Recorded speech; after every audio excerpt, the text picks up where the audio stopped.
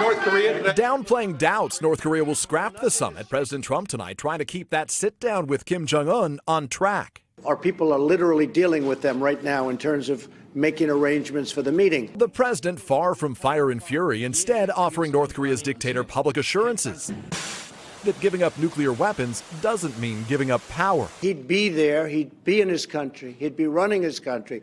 His country would be very rich. So why Kim's cold feet? Mr. Trump suggesting China could be influencing the North. The president doing his own diplomacy, promising Kim Jong-un protections, and contradicting recent comments by his national security advisor, John Bolton, that the North blasted as sinister.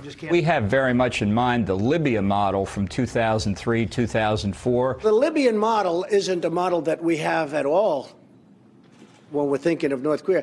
That Libyan model referring to the removal of the country's nuclear program in exchange for sanctions relief. But the president seemed to confuse that with a U.S.-backed air campaign years later during the Libyan civil war that led to Muammar Gaddafi's death.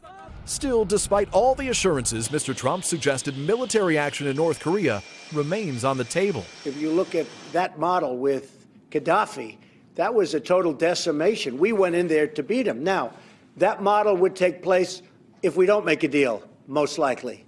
But if we make a deal, I think Kim Jong-un is going to be very, very happy. All I can hope for is that the president is attempting to reassure Kim that he will not end up like Gaddafi. But the facts are Gaddafi ended up dead in a drain pipe. Also tonight, the Mexican government is calling out President Trump for describing some undocumented immigrants as animals Wednesday. Mexico telling the State Department that is unacceptable. The president insists today that he was talking about MS-13 gang members and says he would call them animals again. Hey, NBC News fans, thanks for checking out our YouTube channel. Subscribe by clicking on that button down here and click on any of the videos over here to watch the latest interviews, show highlights, and digital exclusives. Thanks for watching.